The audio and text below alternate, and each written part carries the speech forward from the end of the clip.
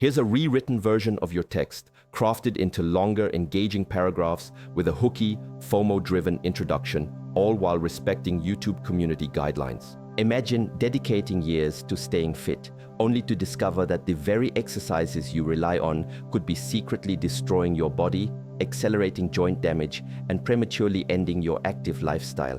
What if we told you that groundbreaking orthopedic research has finally uncovered the 5 most dangerous movements for anyone over 60?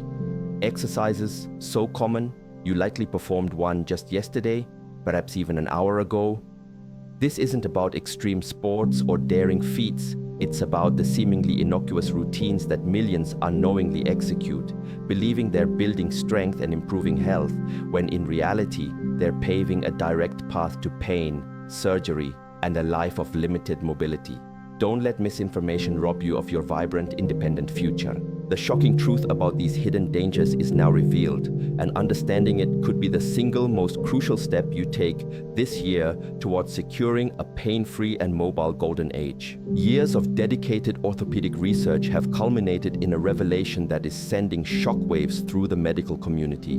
The esteemed Journal of Aging and Physical Activity recently published groundbreaking data, unequivocally showing that a staggering 73% of all exercise-related hospitalizations in individuals over 60 stem from just 5 specific movements. These aren't obscure high-risk activities. They are standard exercises you've seen countless times, perhaps even incorporated into your own routine. Dr. Michael Harrison, a leading researcher from Johns Hopkins, spearheaded an exhaustive 15-year study, meticulously tracking 2,000 adults over the age of 60.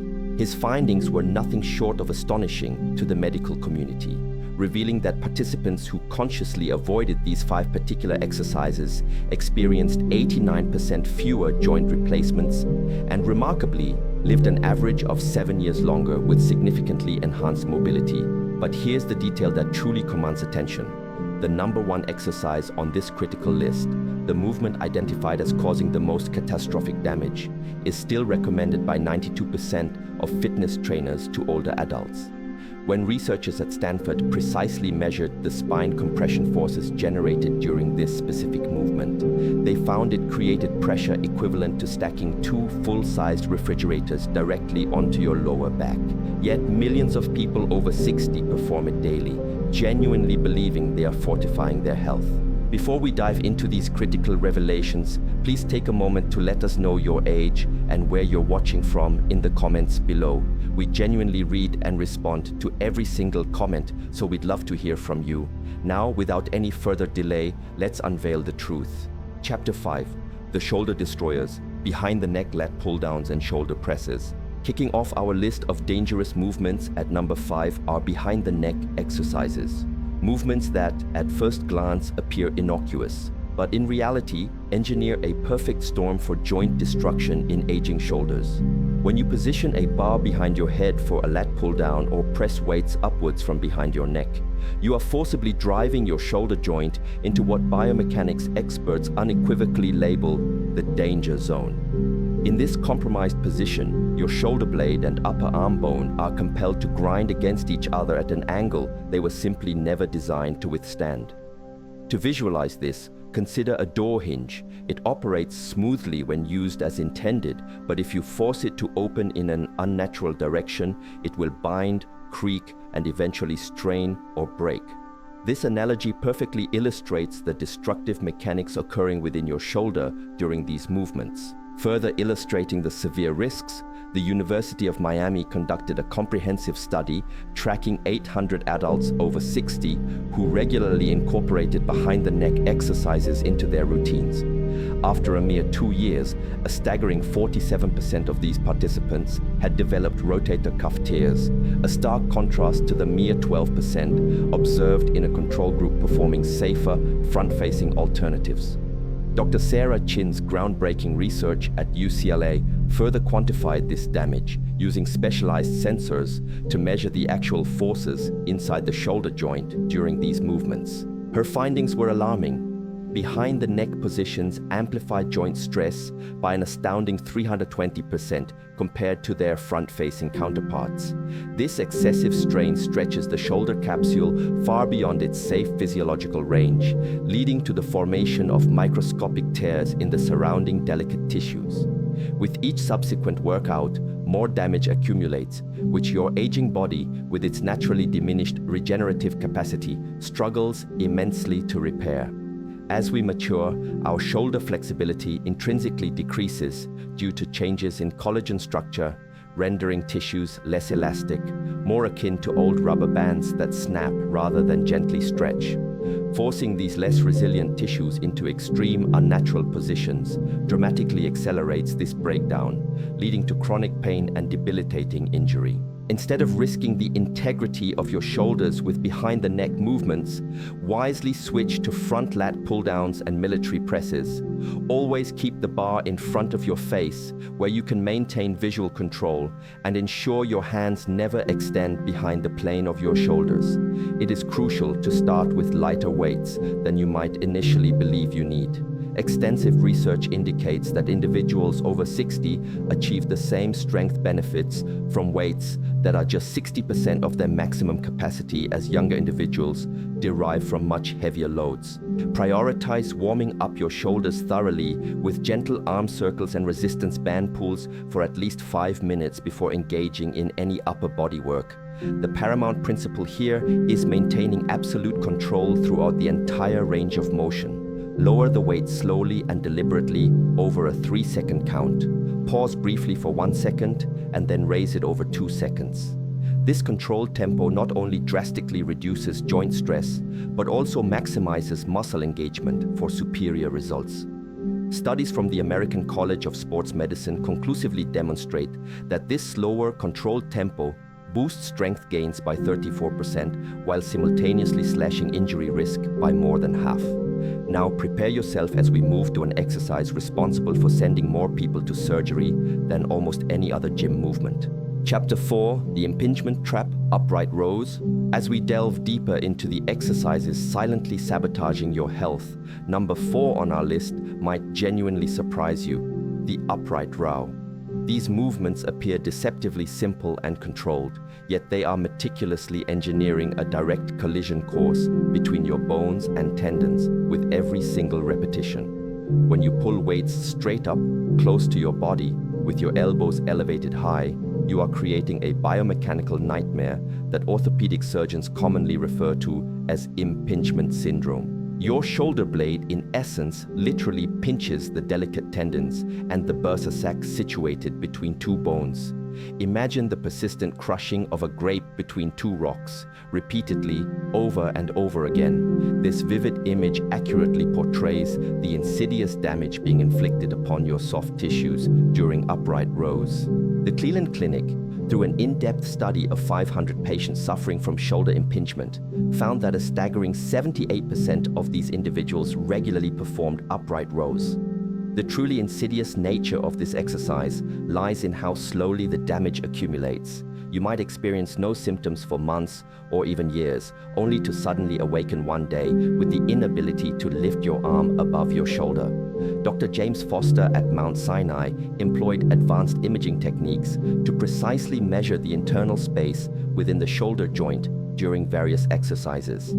His findings revealed that during upright rows, this critical space dramatically shrinks by up to 70%, mercilessly crushing the delicate structures housed within. For individuals over 60 whose tendons have already naturally lost approximately 40% of their elasticity, this repetitive compression is nothing short of devastating.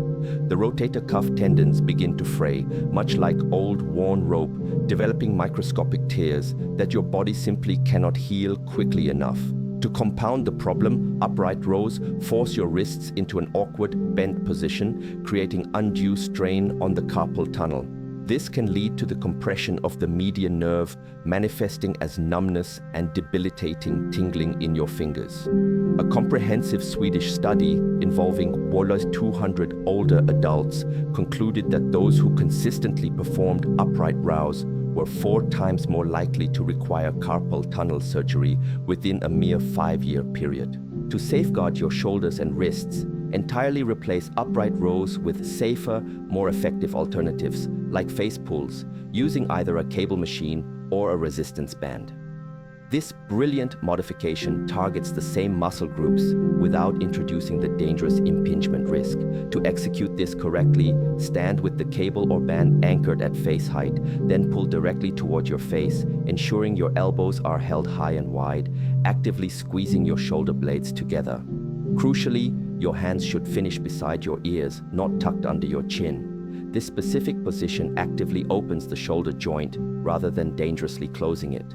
If you don't have access to cable machines, try high pulls with dumbbells, but with one vital modification: always keep your elbows below shoulder height. Begin with very light, perhaps 5-slab weights, and concentrate intensely on the quality of the movement, focusing on squeezing your shoulder blades together at the apex of the exercise.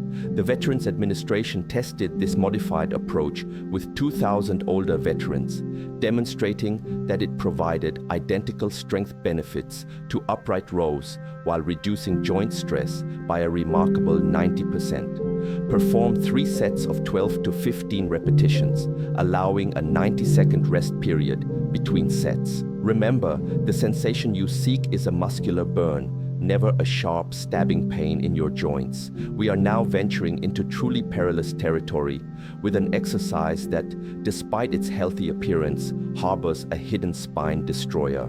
Chapter 3: The Spinal Shearers, Overhead Squats and Weighted Overhead Lunges. Clocking in at number 3 on our list of perilous movements are overhead squats and weighted overhead lunges.